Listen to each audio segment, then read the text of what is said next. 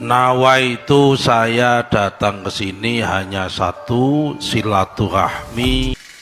Kalau aurat atau thariqah harus ikut aurat dan thariqah yang benar-benar sanadnya musalsal sampai Rasulullah Sallallahu Alaihi Wasallam. Tapi kalau panjenengan semua aman, ikut Habib Taufik kan thariqatnya Alawiyin, udah pasti musalsal. Kalau Alawiyin. Nah, yang nomor 5 yang paling enak ini. Nggak perlu ngaji, nggak perlu belajar Quran itu. Ini yang lagi tak cari. Kenapa saya sering suan ke Kiai, saya sering suan kepada Habib ini. Karena saya ingin mengikuti yang nomor 5. Sanad musafahah. Sanad salaman. Karena menggunakan dalil man sofahani au man sofaha sofahani takholal jannah. Barang siapa sing tahu salaman kepada orang yang pernah salaman kepada aku, atau wong sing tahu salaman kepada salaman sama aku, dakholal jannah, insyaallah kata Nabi masuk surga. Nah, saya yakin Habib Taufik ini pasti pernah salaman sama abahnya. Abahnya pernah salaman sama abahnya. Sampai kepada Sayyid Abdurrahman As-Saqaf. Ya. Orang yang pertama kali bergelar As-Saqaf, Sayyid Abdurrahman As-Saqaf bin Maula Dawilah. Sampai kepada Faqih Al-Muqaddam, sampai kepada Sohib Miqbad, sampai kepada Kholiq Qosam, sampai kepada Muhammad, sampai kepada Alwi, sampai kepada Muhammad, kepada Alwi, sampai kepada Ubaidillah, kepada Imam Muhajir, Imam Isa An-Naqib, Imam Ali Al-Uraidi, Imam Ja'far As-Shadiq, Imam Muhammad Al-Baqir, Muhammad Ali Al-Zainal Abidin, Sayyidina Husain, Sayyidina Ali, dan Rasulullah Sallallahu Alaihi Wasallam. Salaman saya yakin. Salaman tok. Jenengan sowan kiai punya ilmu seperti Kiai Nur Hasan situ kiai. Yeah. Saya yakin punya sanad ilmu yang musalsal sampai Rasulullah, sampai Imam Syafi'i. Imam Syafi'i terus sampai Sayyidina Abu Bakar, Sayyidina Ali, sampai kepada Rasulullah. Tapi bukan berarti kemudian nah jenengan kan masih santri-santri memang harus pakai sanad ilmu gitu. Nah kalau ini saya kan pejabat sibuk. Jadi ya jalan thariqah saya untuk masuk surga ya memang cukup dengan sanad musafahah. Karena saya sanad dam nggak mungkin dong. Saya orang ahwal, saya orang anak wong Jawa wawong ini. Tidak punya sanad sampai Rasulullah. Sanad ilmu sudah nggak ada waktu karena hidupnya udah penuh dengan kegiatan. Sanad wiridan, wong hampir semua wiridan thariqah itu kalau nggak habis maghrib, habis subuh. Habis maghrib meeting terus rapat. Satu-satunya yang menyelamatkan saya itu Bib hanya tinggal sanad musafahah Bib aku ini Bib. Karena itu Bib jenengan Bib. Kalau saya repotin, saya pingin salaman sama panjenengan terus tuh ya mohon dimaklumi Bib itu Bib. Pundene wong pati Pangeran Bagolopati, pundene wong Kajen Mbah Mutamakin. Ngoten kan? Pundene kota Mekah niku Bani Hashim. Ning Indonesia bertebaran Bani Hashim. Sinten niku Bani Hashimnya? Sa'adah Ba'alwi Ba'alwi, para sayyid, para habaib. Sekarang Nusron ini satu-satunya tokoh NU yang paling aktif di habaib-habaib. Ya toh? Wong Pak Prabowo saja ragu pada habaib. Nusron itu habaib. Syarat keberkahan umat Islam di Indonesia ini sudah paripurna. Kenapa? Karena tiga-tiganya ada di Indonesia. Keberkahannya ini. Apa itu syarat keberkahannya? Kalau kita baca Maulid Ad-Dibai, mauliduhu bi Makkah wa hijratuhu bil Madinah wa sultanuhu bisyam. Mauliduhu bi Makkah, lahirnya Kanjeng Nabi ada di kota Mekah. Syarat umat Islam berkah di Indonesia karena ada Makkah. Mekah ini simbol. Mekah ini simbol karena kota Mekah itu ada yang punya. Setiap kota mesti ono pundene, ono danyangi. Pundene kota Kudus sinten? Sunan Mbah Ja'far Shadiq. Sundene wong Mejobo Mbah Suryo. Sundene wong Colo Mbah Sunan. Pundene wong Demak Sunan Kalijogo. Sundene wong Jeporo Ratu Kalinyamatan Sultan Hadirin. Pundene wong Pati Pangeran Praglopati. Pundene wong Kajen Mbah Mutamakin. Ngoten kan? Pundene kota Mekah niku Bani Hashim. Neng Indonesia bertebaran Bani Hashim. Sinten niku Bani Hashimnya? Sa'adah Bali. Terus ada yang ngomong sama saya, tapi bagaimana itu Habib? Ada yang percaya Habib itu turunan Nabi, ada yang nggak percaya. Jawabnya, kalau saya jawab ya terserah. Mau percaya silakan, nggak percaya nggak apa-apa. Masa yang nggak percaya saya mau paksa? Ya nggak boleh dong. Betul. Mau percaya boleh nggak? Boleh. Nggak percaya? Sudah, nggak usah ngadu dong. Nah, Anda percaya, keuntungannya buat Anda. Insya Allah nanti kita kumpul dengan Nabi kita Muhammad Sallallahu Alaihi Wasallam. Kalau Anda nggak percaya, ya nanti lihat aja di akhirat, saudara, siapa yang akan berkumpul Nabi dengan para zuriyahnya. Nanti mereka akan lihat siapa zuriyahnya. Insya, kira-kira jelas gak? Kalau kita meninggalkan ulama, jangan kaget kalau Allah kirim kepada kita pemimpin-pemimpin yang jelek, yang gak berkualitas, bahkan pemimpin yang zalim. Itu akibat kita tidak ikut ulama. Maka itu saya mau tanya sekali lagi, siap ikut ulama? Saudara, Allah nyatakan dalam Al-Quran, faqala ta'ala innama yakhshallaha min ibadihil ulama. Sesungguhnya saudara, hamba-hamba Allah yang takut kepada Allah itu, yang betul-betul takut, adalah ulama.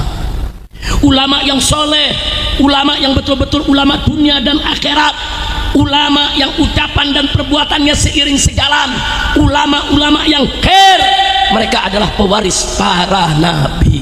Enggak sampai di situ, Allah nyatakan dalam ayat yang lain, yarfa'illahu allazina amanu minkum wallazina utul ilma darajat. Allah meninggikan kedudukan orang-orang beriman yang ada di antara kamu dan orang-orang yang memiliki ilmu. Darajat, Allah tinggikan kedudukan mereka sekian banyak derajat, saudara. Kenapa ayat ini perlu saya sampaikan pada malam hari ini? Sebab saudara, siapa-siapa yang Allah muliakan, wajib untuk kita muliakan. Siapa-siapa yang Allah tinggikan, wajib untuk kita tinggikan, saudara. Nggak boleh kita kurang ajar kepada ulama, walaupun ulama tersebut bukan guru kita yang mengajari kita. Ya, kita hormat kepada guru kita, ulama yang mengajari kita. Tapi di sana ada ulama-ulama lain, saudara, yang tidak menyentuh kita, tidak mengajari kita, tapi kita wajib untuk menghormati mereka, wajib untuk mencintai mereka. Kenapa? Sebab kita wajib menghormati, saudara, memuliakan hamba Allah yang dimuliakan oleh Allah. Allah memuliakan ulama, wajib kita muliakan ulama. Allah meninggikan kedudukan ulama, wajib kita tinggikan kedudukan ulama. Kira-kira jelas tidak? Makanya kalau ketemu ulama-ulama, jangan segan-segan, saudara. Berikan salam, cium tangannya, minta doanya, minta petunjuknya, ambil ilmunya. Sebelum mereka ditarik oleh Allah, sebelum mereka diwafatkan oleh Allah, mumpung mereka masih hayat di kandung badan, kita masih bisa mengambil ilmunya, insya. Maka itu saya mau tanya, siap memuliakan ulama, siap menghormati ulama, siap menjaga ulama? Takbir, sallu ala nabi. Saudara, jadi saya ingatkan, ulama pewaris nabi. Nah, ulama jangan diadu-adu sama habaib. Betul. Habaib zuriyah nabi, ulama pewaris nabi. Dua-duanya punya kedudukan mulia, bukan buat diadu-adu. Saya mau tanya, zaman sekarang yang ngadu-ngadu Habib Kiai ada gak? Ada gak? Mana orangnya? Kurang ajar saudara. Ulama kiai diadu-adu, ada urusan apa saudara? Keturunan Wali Songo diadu-adu dengan keturunan Mbak Alwi. Dia lupa kalau Wali Songo tuh Mbak Alwi juga. Datuknya Wali Songo itu Imam Ubaidillah. Jadi kalau menghina Mbak Alwi berarti menghina Wali Songo. Kurang ajar tidak? Kurang ajar tidak? Sekarang Mbak Alwi dibilang bukan turunan Nabi. Lalu bagaimana Wali Songo? Dia kutak-kutik nasabnya saudara. Nasab Wali Songo udah bener, udah lurus, udah terang benderang. Kenapa dibikin buram? Kacau tidak? Kacau tidak? Saya tanya, Wali Songo jasanya besar tidak? Mereka mulia tidak? Berjasa tidak? Takbir! Dan mereka adalah ahlul bait Nabi. Nah, ketinggian Wali Songo punya dua Wali Songo. Zuriyah juga, ulama juga, saudara. Wali Songo itu saudara udah zuriyah Nabi sekaligus juga ulama saudara, dua-duanya dimiliki saudara. Nah kemudian saudara, Wali Songo pun mewariskan kepada ulama-ulama bukan hanya di tanah Jawa, di seluruh pulau di Nusantara ini untuk terus melanjutkan dakwahnya. Akhirnya para kiai, para ulama dengan para habaib dari Bani Alawi gandeng tangan bahu membahu melanjutkan perjuangan Wali Songo menyebarkan Islam sampai Indonesia 90% umat Islam. Bagus tidak? Bagus tidak? Tiba-tiba datang orang-orang yang nggak tahu dari mana ini makhluk saudara, mau diadu habaib sama kiai. Kacau tidak? Kurang ajar tidak? Sekarang ada lagi yang menamakan dirinya pasukan lah, laskar lah, kerjaannya bubarin pengajian. Kacau tidak? Saya mau tanya, kacau tidak? Ngakunya pasukan Wali Songo, kerjaannya bubarin pengajian. Saya mau tanya, Wali Songo ridho gak kalau pengajian dibubarin? Jawab yang kompak, ridho tidak? Emang ada Wali Songo bubarin pengajian? Ada tidak?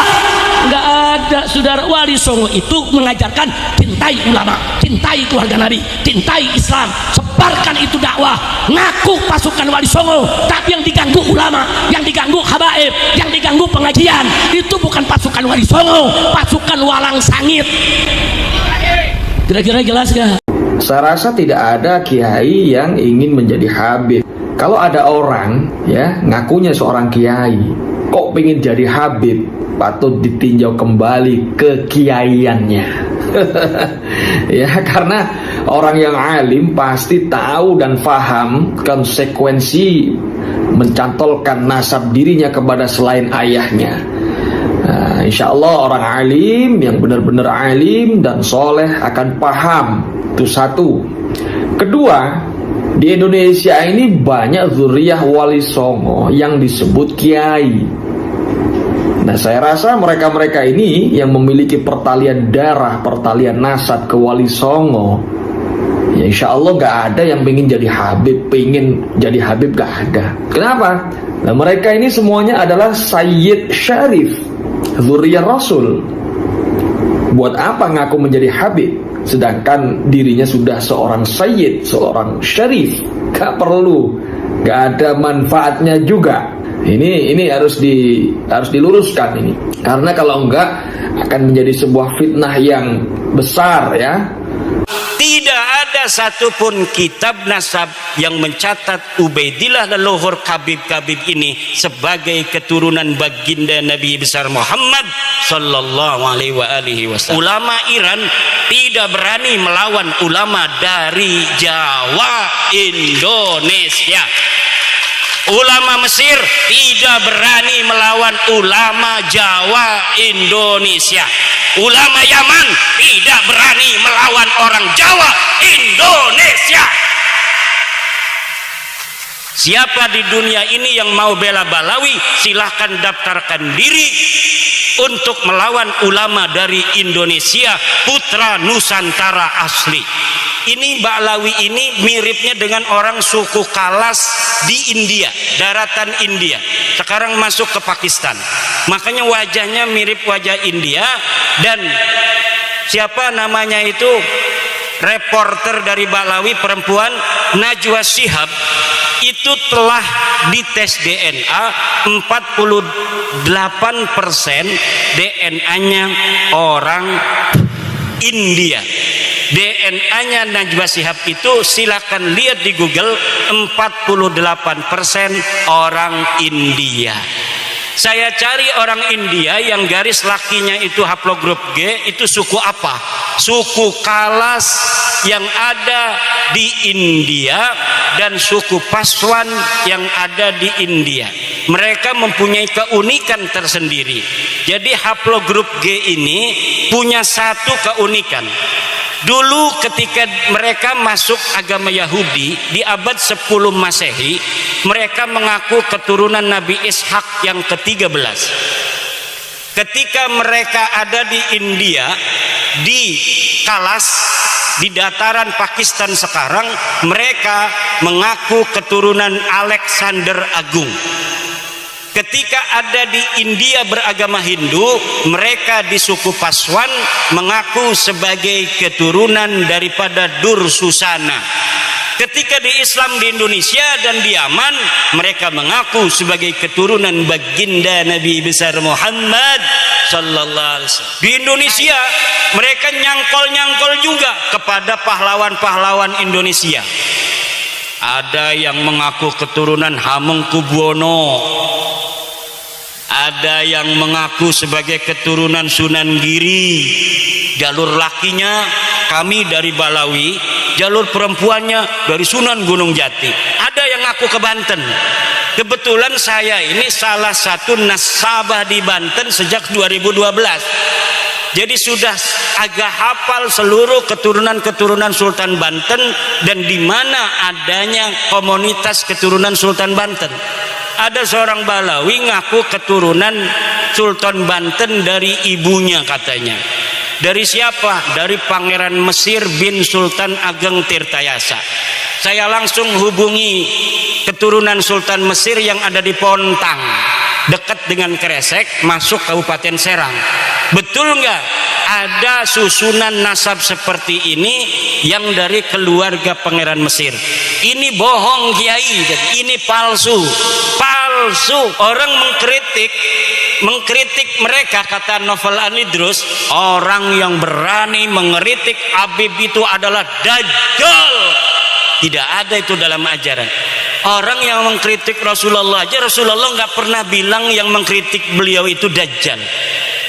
Sahabat beberapa kesempatan diriwayatkan pula itu bermusyawarah dengan Rasul, bertanya, wahai Rasul, apakah pendapatmu ini berdasarkan wahyu, apakah berdasar pendapatmu sendiri?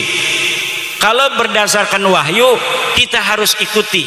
Kalau berdasarkan pendapatmu, bolehkah kami memberikan masukan apa yang seharusnya kita lakukan dalam perang ini? Itu aja Rasulullah. Apalagi manusia biasa. Manusia biasa itu Bapak Ibu, kalamuhu yuraddu wa yuqbalu qauluhu illa sahibah hadal qabri. Kalimatnya, kata-katanya, pendapatnya itu boleh diterima, boleh ditolak, illa sahibah hadal qabri, kecuali baginda Nabi besar Muhammad. Lalu ajaran yang mengatakan orang mengkritik Habib itu adalah Dajjal dari mana? Kalau bukan dari ajaran Islam. Mungkin mereka punya ajaran agama lain yang tidak ada dalam ajaran agama kita. Dalam agama kita, inna akramakum indallahi atqakum. Seluruh manusia itu sama. Sesungguhnya orang yang paling mulia di antara kalian adalah orang yang paling bertakwa. Kata mereka yang paling mulia adalah kabaib. Walaupun tidak ibadah, walaupun tidak sholat, walaupun tidak alim, mereka tetap mulia karena kemuliaan mereka adalah zat. Sedangkan orang alim, kiai, polisi, presiden itu sifat kemuliaannya. Kalau dia sudah tidak jadi presiden, dia tidak mulia lagi. Kalau kiai gila, katanya tidak mulia lagi. Tapi kalau kabaib, dia gila, tetap dia mulia. Kenapa? Karena di dalam dirinya ada darah Rasulullah. Dulu tuh nggak laku lagi, Beb. Jangan ngomong-ngomong gitu lagi. Nanti diketawain orang Banjarnegara, nanti diketawain orang Purbalingga, nanti diketawain anak-anak Nusantara. Anak Nusantara hari ini sudah tahu ente bukan turunan Nabi. Kalau ente ngomong dengan ilmu kita terima, tapi kalau ente ngomong lagi dengan doktrin-doktrin, tidak ada lagi tempat bagimu. Karena bangsa Indonesia hari ini sudah cerdas, sudah mempunyai pencerahan bahwa sesungguhnya kemuliaan manusia di mata Allah hanyalah berdasarkan takwa, bukan berdasarkan nasab.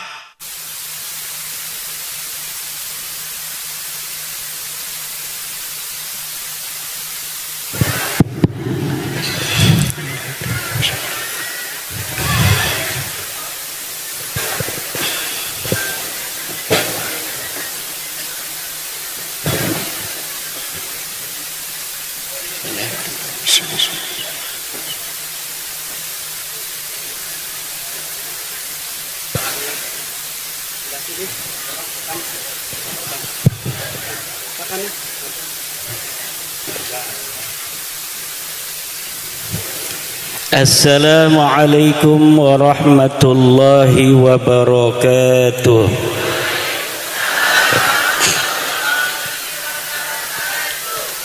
Alhamdulillahil malikil hakim, al-jawadil karimil azizir rahim, fattariqu ilaihi wadihul lil qasidin, والدليل عليه لائح للناذرين. والصلاة والسلام على سيدنا محمد وعلى آله وأصحابه الطيبين الطاهرين. يا حي يا قيوم يا حنان يا منان يا ديان يا سلطان يا ذا الجلال والإكرام. أما بعد فيا أصحاب الفضائل, para alim, para ulama Banjarnegara, wabil khusus sahibil fadilah, sahibil makan, sahibil ma'had, Kiai Haji Sabur, Kiai Haji Sabirin, pengasuh pesantren As-Sabur, Ketua NU Banjarnegara, Ketua Ansor Banjarnegara, Ketua PWI Perjuangan Wali Songo Indonesia Banjarnegara, Kiai Haji Abdul Muhaimin, mata'anallah bituli hayati, para kesepuhan PWI LS Banjarnegara, Panglima PWI LS, Panglima Banser, Pagar Nusa, LPM, Lakspedam, ketua-ketua MWCNU sekecamatan Banjarnegara, Muslimat Banjarnegara, Bapak dari Kepolisian Republik Indonesia, dari Tentara Nasional Indonesia, para ibu, para bapak, para wali santri Pondok Pesantren As-Sabur, hadirin ma'asyiral muslimin rahimakumullah. Dengan menjelajahi hutan belantara yang jalannya dikelilingi oleh pemandangan yang indah, pohon-pohon durian dan aneka ragam nabati yang ada di pinggir-pinggir jalan, akhirnya menyampaikan saya ke tempat yang diberkahi Allah pada hari ini, yaitu Pondok Pesantren As-Sabur di Kampung Lemah Jaya. Sekali jaya, lemahnya tetap jaya. Amin.